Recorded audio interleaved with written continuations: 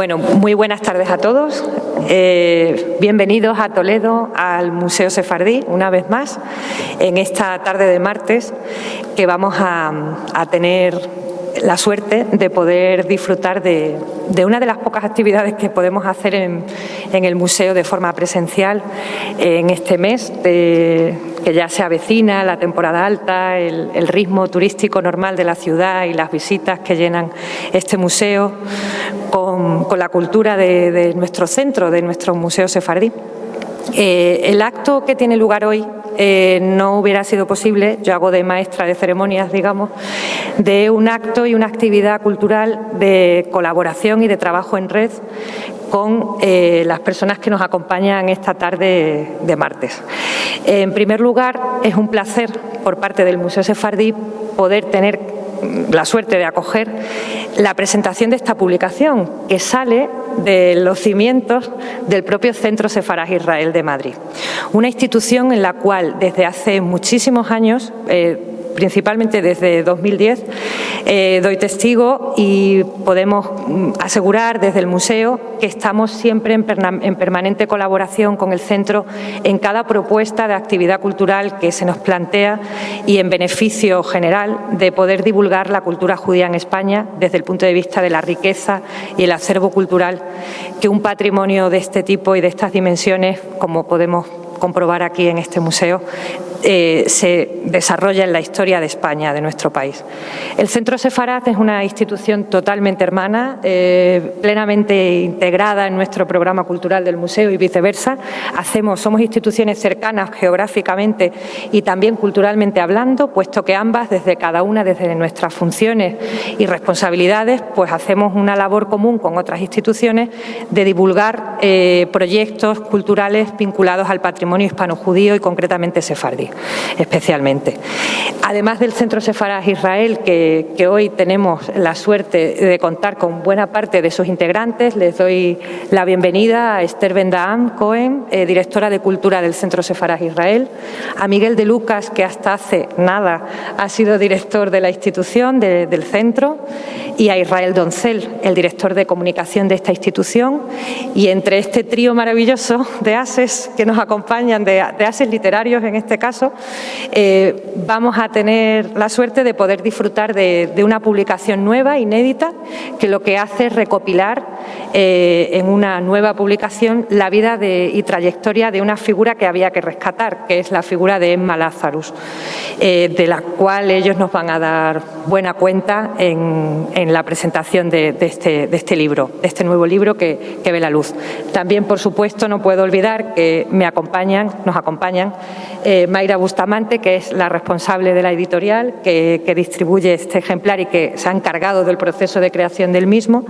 Y, en definitiva, vamos a poder ser testigos de un nacimiento, en este caso, del rescate de una figura que ha sido fundamental también para conocer esos nombres propios de la cultura sefardí a nivel internacional, y cómo en el caso de Emma Lazarus sus reflexiones, sus aportaciones literarias nos han llegado quizá más de cerca, puesto que es testigo de una historia que es el nacimiento de una gran nación como es Estados Unidos.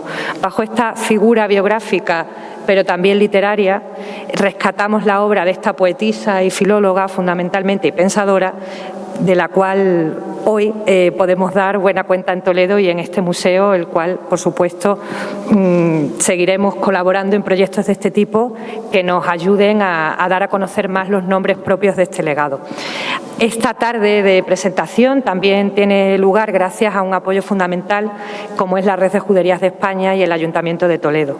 La ciudad de Toledo muestra orgullosa este museo como una de sus principales referencias culturales, y además también en un buen diálogo de trabajo y de cooperación cultural hacemos posibles proyectos como este, con lo cual, y por supuesto ya en último lugar, no me puedo olvidar de nuestra Asociación de Amigos del Museo, que también nos acompaña esta tarde, a través de su presidente, de Juan Ignacio de Mesa. La Asociación de Amigos del Museo, Red de Juderías y Centro Sefaraj Israel junto con el Museo Sefardí, lo que estamos intentando es trabajar todos con un beneficio común, que es el poder disfrutar de este legado y darlo a conocer a las distintas vertientes de nuestra sociedad española y también internacional, pero también teniendo en cuenta que nuestro público, gran parte del público que sea testigo online de esta actividad de presentación y de este conocimiento de la nueva publicación, será propiamente miembro de la comunidad judía, en este caso, y este público nos acompaña a todos en nuestras distintas instituciones y proyectos que llevamos a cabo y que desarrollamos. Con lo cual, darles la bienvenida a todos, por supuesto, y agradecerles especialmente que en esta tarde estén aquí en el museo acompañándonos y, sin más, dejarles disfrutar de esta nueva publicación que seguro les va a llamar la atención, cuanto menos. Muchísimas gracias.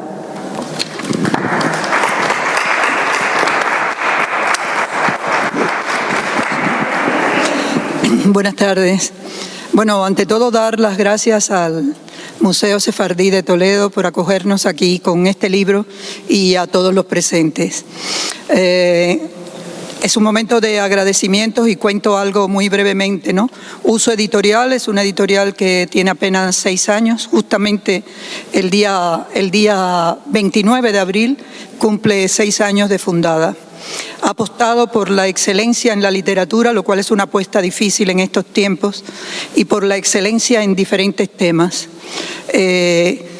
Nos sentimos verdaderamente honrados de que el Centro Sefarad Israel nos haya elegido y haya pensado en Uso para publicar este libro.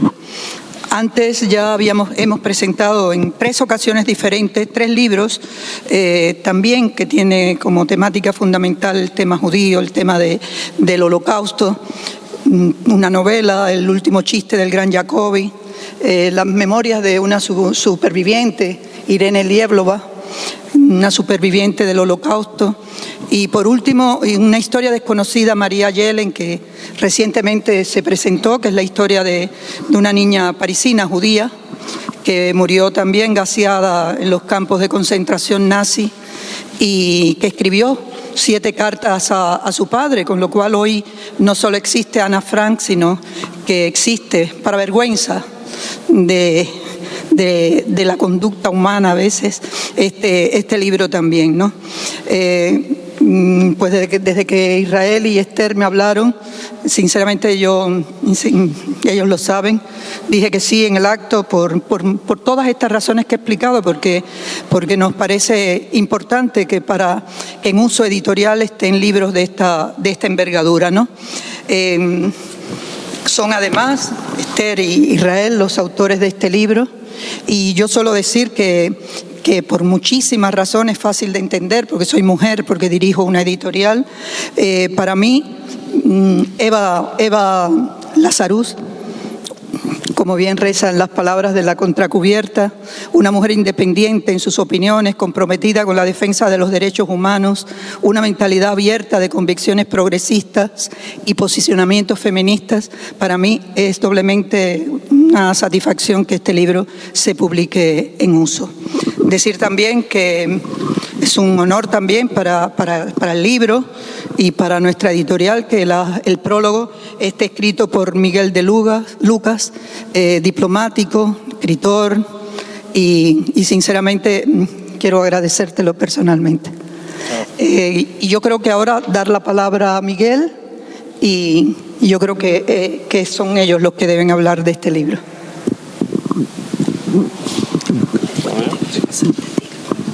Sí, funciona.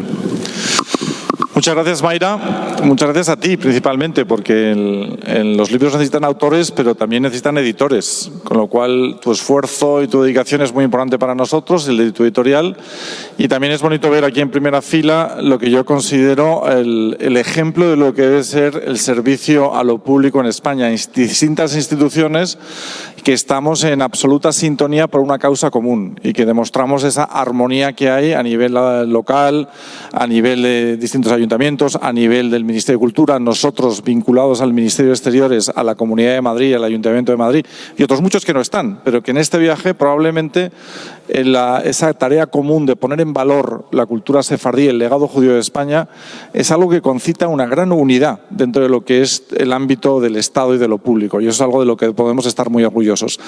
Haber recuperado este maravilloso espacio, mantenerlo con todo lo que supone, es también un motivo de enorme orgullo. Cada vez que venimos a Toledo, yo no consigo acostumbrarme a estar en esta sala y ver estos techos y ver este espacio maravilloso, ¿no? Y es muy emocionante para mí porque yo ya no soy el director del Centro Sefarad de Israel, lo dejé de ser hace apenas unas semanas, pero bueno, esto es una criatura póstuma, ¿no? O sea, con lo cual estoy profundamente feliz. La verdad es que esta locura es una locura de Esther e Israel, que me embarcaron en ella. Ellos os contarán más cosas. Yo quiero deciros cuál es mi participación concreta en ella, que es que en los últimos años yo leí mucho, hice una serie de estudios, incluso escribí un artículo grande o largo sobre los judíos en Estados Unidos. Y al hablarme Esther de Emma Lazarus, vi cómo encuadraba perfectamente la figura de Emma Lazarus en ese estudio que yo había hecho, ¿no? Podemos pensar además que los judíos en Estados Unidos, hoy en día todos pensamos en los clásicos judíos neoyorquinos, que son askenazíes todos, es decir, originarios del este de Europa, del norte de Europa.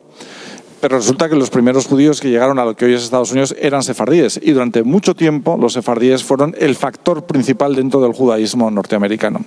Incluso después, cuando ya empezaron a llegar los askenazíes en grandes cantidades, sobre todo a partir de 1840, que llegaron sobre todo judíos alemanes, y después, más tarde también en 1880, judíos rusos, los sefardíes eran todavía una parte muy importante, una élite cultural dentro de los judíos, incluso del propio Nueva York. Y Emma Lazarus es absolutamente un exponente de esta élite ilustrada sefardí dentro de lo que es el judaísmo norteamericano, y específicamente el de la ciudad de Nueva York, ¿no?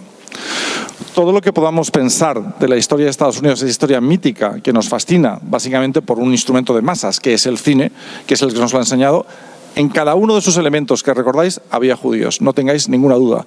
En el propio movimiento de emancipación, o sea, en la fiesta en que en Filadelfia se celebra la consecución de la independencia de Estados Unidos, había una mesa kosher para los pocos judíos que había ahí. En la conquista del oeste, en la fiebre del oro, en el desarrollo del ferrocarril, en la guerra de secesión, en todos esos momentos había siempre judíos. Luego es una presencia muy importante del judaísmo en Estados Unidos, no masiva, pero sí importante. Y junto a ello esta presencia siempre de los sefardíes de la ciudad de Nueva York y en general de la costa este, que tienen una gran importancia económica y cultural. Y sobre todo cuando llega esa gran masa de judíos, que es la última gran llegada, que es a finales del siglo XIX, cuando llegan los judíos rusos, pobres y ortodoxos, y que llegan a la isla de Ellis y que necesitan una asistencia social. Y los judíos estadounidenses, ya judíos ricos, reformados, culturalmente muy americanos, en vez de prevenirse frente a estos extraños, a los que no se parecían mucho, sin embargo les aceptan en general y les cuidan. Y Emma Lazarus es un exponente de esto, porque ella hace una gran labor social cuidando a estos rusos que además huyen de los pogromos de la Rusia de los zares y de los cosacos, ¿no? Que es además, todo eso es el germen de todo lo que llamamos el sueño americano. Los judíos en buena parte llegan a Estados Unidos, intentan parecerse lo más posible a este país al que adoran, básicamente por un motivo. No es que la situación de los judíos fuera perfecta o que no hubiera antisemitismo, pero si miraban al otro lado del océano, comparado con la situación en Europa, decía, aquí estamos infinitamente mejor. Con lo cual adoran a este país y hacen todo lo posible para parecerse a él. Y de hecho reforman muchas de sus instituciones y las hacen más modernas, más parecidas a lo que es el entorno norteamericano en general, ¿no? También tenían una gran ventaja, que es dentro de las fobias de la sociedad tradicional americana, de la sociedad blanca, anglosajona y protestante, ¿había antisemitismo? Sí, pero el antisemitismo no era la principal fobia. Había otros que lideraban ese oprobioso lugar del odio social. En el plano, digamos, étnico-cultural estaban los afroamericanos, los indígenas, nativos americanos o más tarde los asiáticos. Y en el plano religioso estaban los católicos, que eran el referente de la manía persecutoria del mundo protestante, ¿no? Y cuando llegaban a los judíos, pues ya de alguna manera ese fervor, con un resentimiento ideológico había disminuido mucho, ¿no? Yo siempre suelo poner un ejemplo para que entendáis también lo que es el sueño americano, que no solo es para judíos, pero en muy buena parte es judío, y es el mundo del espectáculo y del cine. Muchísimos los referentes que podemos pensar de nuestra juventud, de artistas, de directores de cine, actores, showmen en la televisión, en la radio americana, humoristas sobre todo, son judíos en su inmensa mayoría. El caso más emblemático que digo es un zapatero polaco que tiene 13 hijos y llega a la isla de Ellis a principios del siglo XX con esos 13 hijos. Y 4 de esos hijos eran la familia Voskolaser. Y 4 de esos hijos compran un viejo cinematógrafo y los domingos viajan a Pensilvania y Ohio y proyectan películas mudas a los mineros en su día de descanso en ese momento. Después ellos y toda la pequeña industria del cine que había surgido alrededor de los judíos se van a California porque había bastante antisemitismo en la costa este. Y en un lugar, una especie de bosque que había, fundan algo que existía ya un pequeño conato, pero ellos le dan más renombre, que se llamó Hollywood. Y esos hermanos, que eran absolutamente judíos, askenazíes, polacos, deciden que esto, llamarse hermanos Voskolaser, no vende mucho en Estados Unidos. Hay que inventarse un nuevo nombre. Y deciden llamarse a sí mismos los hermanos Warner. Y así surgen Warner Brothers, de los hijos de un zapatero, 4 de los 13 hijos de un zapatero polaco que no tenían nada a llegar a Estados Unidos y son el ejemplo de referencia de Estados Unidos. Podemos decir que Estados Unidos no se puede entender sin la inmensa aportación de los judíos, entre ellos los sefardíes como en Lazarus, y al mismo tiempo el judaísmo americano ya cambia respecto al judaísmo de todo el mundo y se hace un judaísmo más moderno, más abierto, más liberal, respetando su esencia, porque ellos, el gran reto que siempre tuvieron fue no asimilarse, sino seguir siendo judíos. Y lo consiguen, y es una simbiosis de éxito, porque hoy en día sabemos, bueno, ahora en estos momentos Israel ha superado a Estados Unidos en población judía, pero hasta hace apenas 10 años había más judíos en Estados Unidos que en Israel, y Nueva York sigue siendo todavía la ciudad del mundo que tiene más población judía. Con lo cual, muchísimas gracias, les animo a comprar el libro, ellos, Israel y Esther, os contarán más cosas, y para mí es un verdadero placer haber participado en este proyecto, además con 2 personas tan queridas que han sido compañeros míos de viaje durante tantos años. Muchísimas gracias.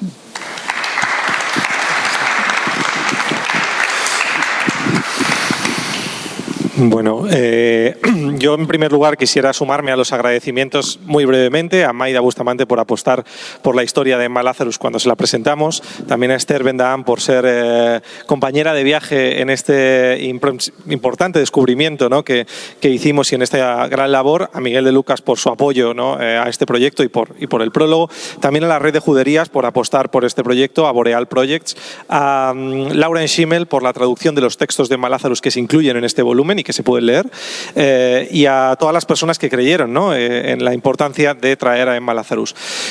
El libro lo hemos dividido en 2 partes, básicamente, una parte de la obra periodística de Emma Lazarus y otra parte de la obra poética que analiza Esther, pero a mí me gustaría decir que yo creo que es algo más que un libro, ¿no? Es algo más que un libro, y lo que estamos haciendo hoy aquí es algo más que una presentación, porque es un acto de justicia, ¿no? Es un acto de justicia que a una persona, a una mujer judía, sefardí, orgullosamente sefardí, nunca había estado traducida al español. Nunca sus obras habían vuelto a esta sefarad, ¿no?, que sus antepasados dejaron hace ahora más de 500 años, ¿no? Por tanto, traer la obra de Emma Lazarus en español y publicar algo sobre Emma Lazarus en español, pues era realmente un acto de justicia, ¿no?, a una sefardí cuyos versos están grabados en el pedestal de la Estatua de la Libertad, es decir, a una sefardí cuyo nombre y cuyos versos se encuentran en uno de los iconos de nuestra sociedad contemporánea, pues era desde mi punto de vista era un acto de justicia y era algo muy relevante traerla hoy aquí. Emma Lazarus nace, como ya nos contaba Miguel, en el barrio de Union Square, en Nueva York, en uno de los barrios más ricos. Su familia tenía una fortuna importante gracias a la refinería de azúcar. Ella es una de las hermanas de medio de 7 hermanos y se crió en una familia de alto nivel cultural. Ella tenía un gran don para los idiomas, tradujo numerosas obras y por supuesto tenía un gran don para la literatura, para escribir y también para el periodismo. Hay que entender el periodismo en aquella época como unos periódicos muy extensos, con artículos muy largos, pero también con unos temas muy variados. La religión, por ejemplo, era uno de los temas que más se trataba en el periodismo en Nueva York a finales del siglo XIX. Ella comienza a publicar en prensa hacia 1883, cuando publica en The Century, que es una publicación, un semanario que llegó a tener 200.000 ejemplares de tirada, lo cual es mucho para el Nueva York de la época, y comienza publicando un artículo muy curioso que se llama, que lleva por título una pregunta, y que decía: ¿es el conde de Beaconsfield un judío representativo? El conde de Beaconsfield había sido el primer ministro del Reino Unido, que aunque había sido bautizado nunca había negado, Benjamin Disraeli nunca había negado sus raíces judías, y se preguntaba si era un judío representativo, ¿no? En ese mismo número de The Century se publica un texto de una periodista rusa acerca de los judíos en Rusia, un texto bastante agresivo y con altas connotaciones antisemitas. Y en ese momento es cuando ella entiende el periodismo como una herramienta para luchar contra el antisemitismo, ¿no? Y para expresar fuertemente sus opiniones. Es curioso porque ella después publicará en The American Hebrew una serie de artículos que se llamaban Letters to the Hebrews, cartas a los hebreos, y publicará numerosos artículos en otras publicaciones. Incluso hay reseñas sobre ella en el New York Times y en otras publicaciones. Pero es curioso porque ella, como tal, no se definía como periodista.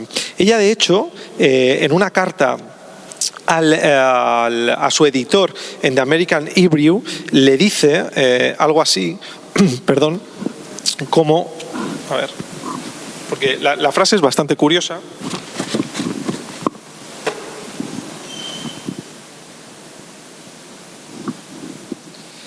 Y le dice algo así como: lamentablemente no puedo hacer lo que me pides, no hago cosas por encargo, ya sabes que no soy periodista, soy poeta. Es decir, ella sin saberlo estaba ejerciendo el mejor periodismo que se puede hacer, y desde mi punto de vista el único que se puede hacer, que es el que se ejerce desde la libertad de decidir, que era lo que ella reclamaba, ¿no? Ella decía: lo siento, yo tengo libertad para crear, yo no soy periodista. Está a su vez criticando un periodismo de aquella época, un periodismo que se hacía muchas veces bajo pago, bajo demanda, un periodismo que también se criticaba en Francia por aquella época, pero está ejerciendo el periodismo, el mejor periodismo que se puede hacer, que es el periodismo libre, ¿no? El que se hace desde la libertad. Así que sí, tal y como hoy lo entendemos, fue una gran periodista crítica, que utilizó sus artículos también para criticar la situación de los judíos que llegaban huyendo de los pogromos rusos y que vivían en unas condiciones en la isla de Ward bastante lamentables, ¿no? Muchos de ellos vivían con donaciones, digamos, que hacían grandes fortunas estadounidenses, y las condiciones en las que vivían en aquella isla no eran muy buenas. No era una dama de la alta sociedad de la época que se quedaba en la poesía de salón, sino que ella misma, en varios artículos, dice: no, yo me he desplazado a la isla de Ward, no tienen agua corriente, las casas se embarran cuando llueve. Es decir, nos damos cuenta de que ella se arremangaba y visitaba esos lugares, ¿no? Y por tanto era una mujer muy comprometida y que luchaba por esa justicia social, ¿no? Una mujer muy avanzada a su época, que rompió todos los cánones que se esperaban para una mujer de la alta sociedad en el siglo XIX en Nueva York, y que por tanto era, como decíamos en el libro, muy avanzada. El hecho de que su poema esté a los pies de la Estatua de la Libertad es muy curioso, porque realmente ella, lo que ocurre es que este poema se instala una vez que ella fallece. ¿Y cómo se instala allí? Cuando Francia regala la Estatua de la Libertad a Estados Unidos, hay un pequeño problema. La Estatua de la Libertad llega, pero no hay un pedestal para poner la Estatua de la Libertad. Así que a un empresario, cuyo nombre a todos ustedes les sonará porque se llama Joseph Pulitzer, creador de los famosos premios de periodismo y de literatura, decide hacer una subasta pública para recaudar dinero para ese pedestal. No fue la única iniciativa que se hizo para recaudar dinero para el pedestal. De hecho, se instaló una réplica del brazo de la Estatua de la Libertad en Central Park, si no me equivoco, para recaudar dinero, pero hace esta subasta. La gente donaba cosas para esta subasta, y entre las cosas que se donaron hay un poema de Emma Lazarus que lleva por título The New Colossus, el nuevo Colossus. Se dona este poema. Hay que decir, en el libro se dice que no se saca muchísimo dinero por ese poema, pero el poema se dona.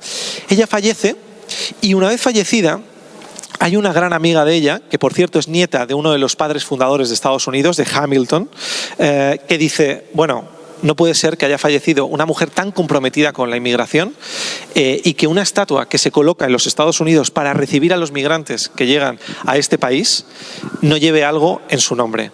¿Por qué no instalamos esta placa en su nombre. Y así, con un reducido grupo de gente, se descubre esta placa en 1903, creo que 7 años después de que ella falleciera de cáncer a la vuelta de un viaje de París en un barco. A los pocos días de llegar el barco de atracar en Nueva York, en casa de su hermana fallece. Es un poema muy sintomático, del que luego seguro que Esther va a hablar mucho más, muy simbólico por la carga que tiene de acoger a los inmigrantes y que todavía hoy sigue iluminando, ¿no? Sigue iluminando mucho, y eso nos dice mucho del legado que dejó Emma Lazarus, ¿no? Un legado en la prensa y en la poesía que ilumina todavía hoy y que más que nunca recorre hoy en día, por las situaciones que estamos viviendo, ese sentimiento de acogida a los inmigrantes. No en vano tenemos que decir, para que se animen más a comprar este volumen, que los beneficios de los derechos de autor se están donando para una campaña de acogida a inmigrantes ucranianos en Israel. Algo de lo que yo creo que Emma Lazarus probablemente, creo humildemente, que se sentiría orgullosa, yo creo. Así que sin más, cedo la palabra a mi compañera Esther para que pueda hablarnos de la poesía de Emma Lazarus.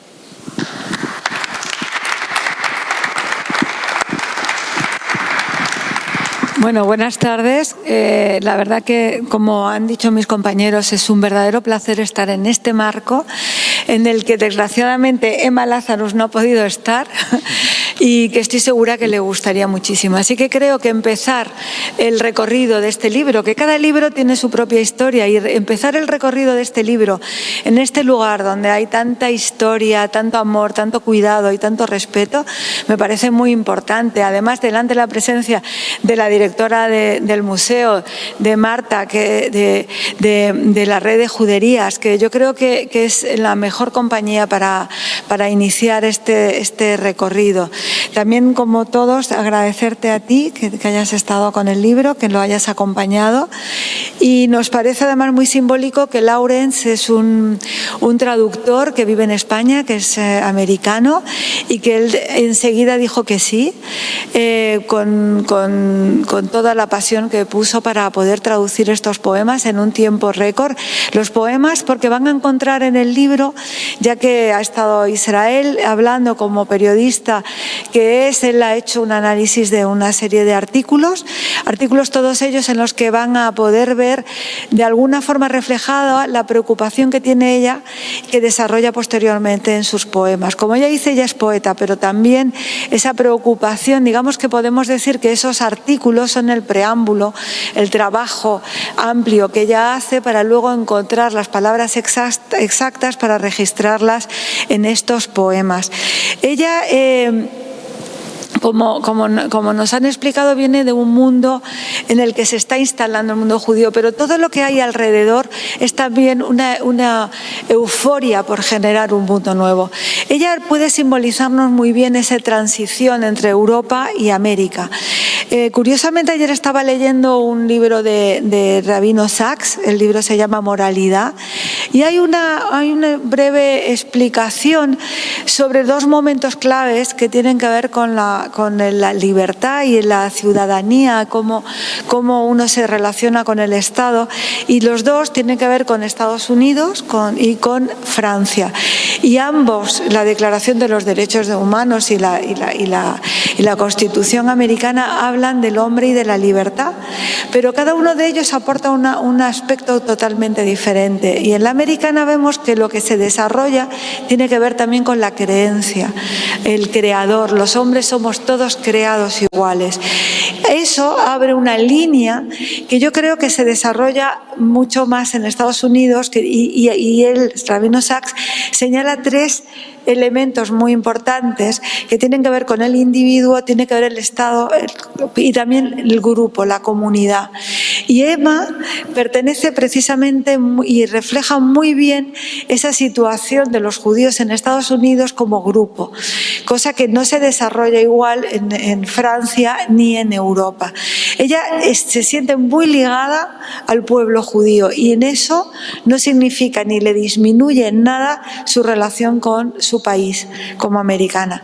Pero hay algo que resaltar también, que es muy importante, que ella descubre cuando ve el antisemitismo, cuando ve esa inmigración enorme que la influye de los judíos que huyen de Rusia, porque ella se siente muy afectada.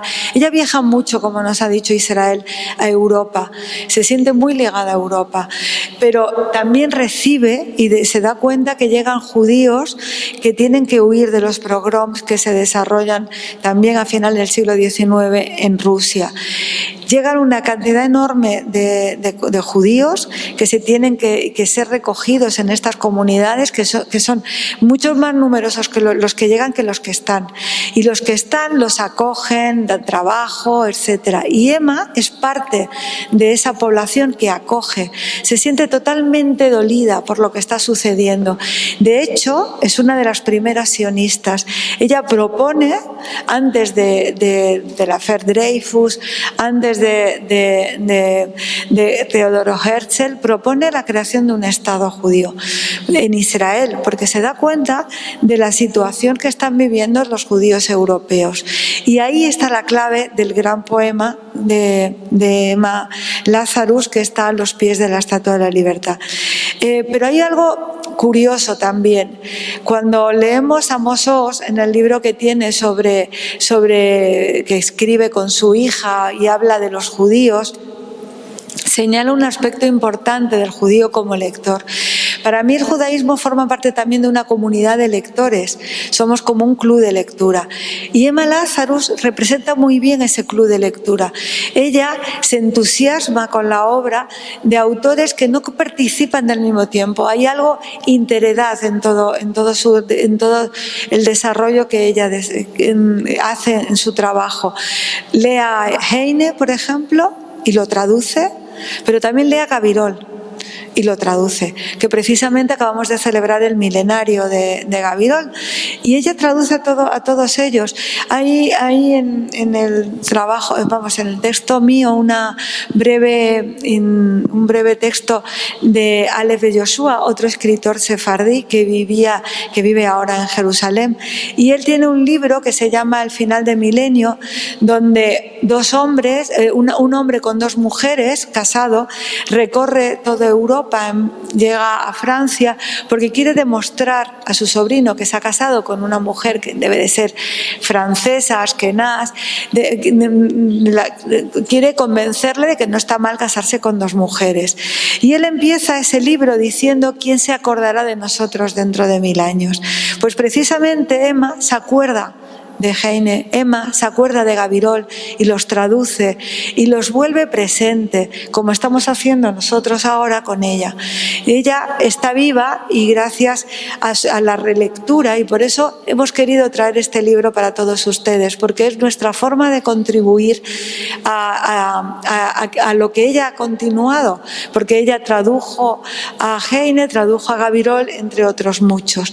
Participó de la cultura de su país, fue amiga de Emerson, le dedicó un libro, incluso discutió con él y le mandó una carta muy enfadada, porque cuando Emerson saca una antología de poetas de su tiempo no la incluye, y ella le manda una carta muy airada. Demuestra que tiene un carácter fuerte y se siente orgullosa del trabajo que ella hace como escritora.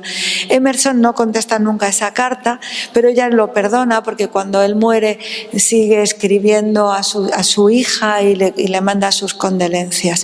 Ella publica muy joven, precisamente el padre le manda una carta a Emerson con sus poemas y le ayudan a la publicación, y empieza una carrera literaria muy joven, pero desgraciadamente fallece también joven.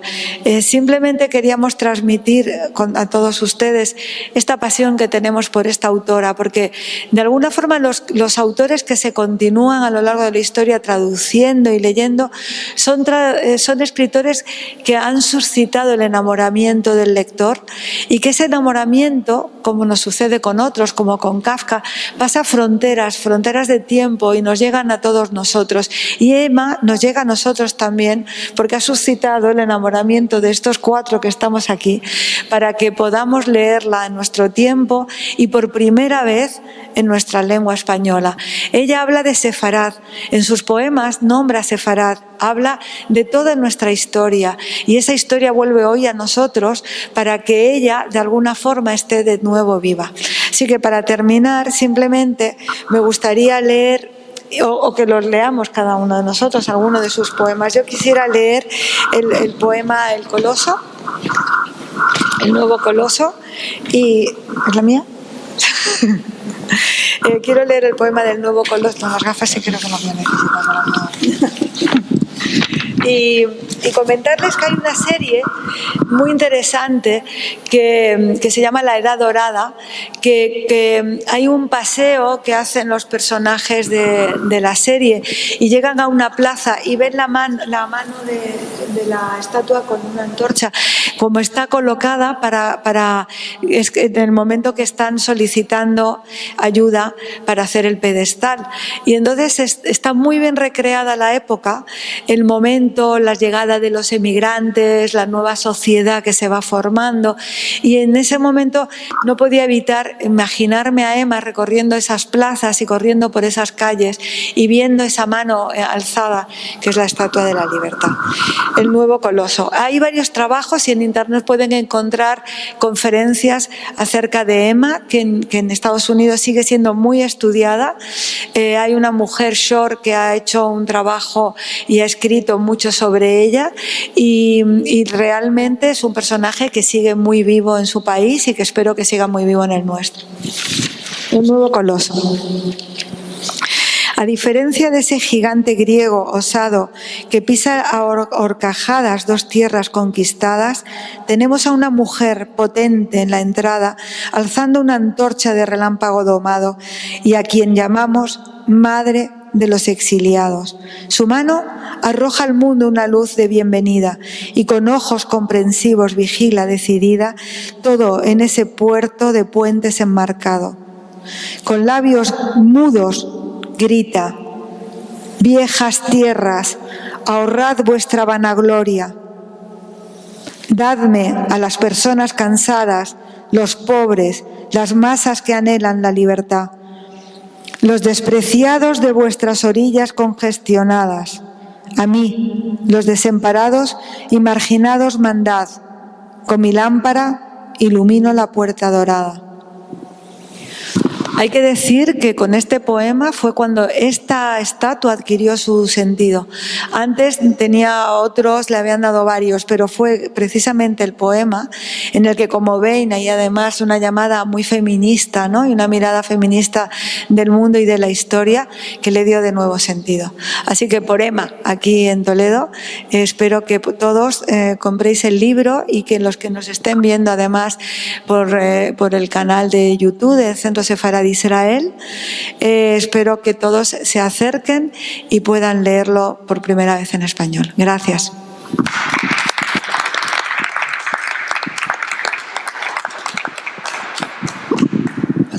Sí. Pues yo, si queréis, para terminar, leo parte de, ya que Esther ha leído un poema, vamos a leer parte de un parrafito de un artículo que yo creo que da muestra, un artículo en prensa da muestra de lo aguerrida que era la lucha contra el antisemitismo, ¿no?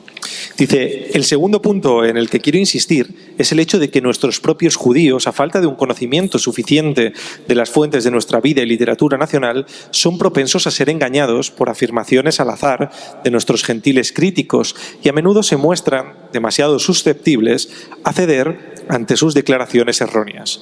Nuestros adversarios nos arrojan constantemente polvo a los ojos con sus acusaciones de materialismo y tribalismo, y nosotros, con nuestros intentos lastimosos por conformarnos a los estándares requeridos, nos confesamos culpables y caemos en la trampa que pusieron.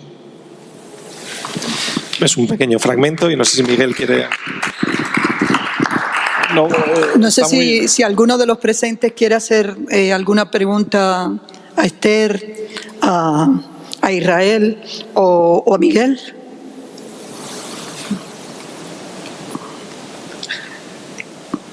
Bueno, si no hay pregunta, nada. ¿Sí? Sobre lo que ha leído Israel, refleja un poco lo que yo decía antes. O sea, había antisemitismo en Estados Unidos y está relacionado también con otra cuestión, que es que cuando los judíos americanos protegen a los recién llegados, a los judíos ortodoxos, también es con la idea de que permanezcan fieles a su judaísmo, aunque era un judaísmo completamente distinto del suyo. ¿Por qué? Porque también la presión de muchos grupos protestantes era la asimilación de los judíos. Para ser buenos americanos hay que ser cristianos, y cristianos reformados. Luego, ese factor antisemita evidentemente existía.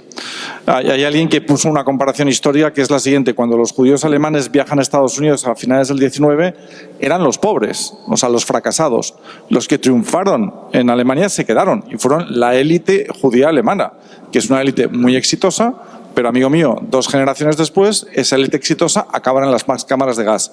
Y esos pobres fracasados que subieron un barco yendo al fin del mundo son luego parte del sueño americano. Luego la historia es tremendamente caprichosa. El éxito aparente luego lleva a la tragedia y el primer fracaso lleva al éxito, digamos, en un país que era realmente la tierra prometida. Pero efectivamente no era una sociedad exenta de la lacra del antisemitismo, y este texto de Malazarus lo refleja muy bien.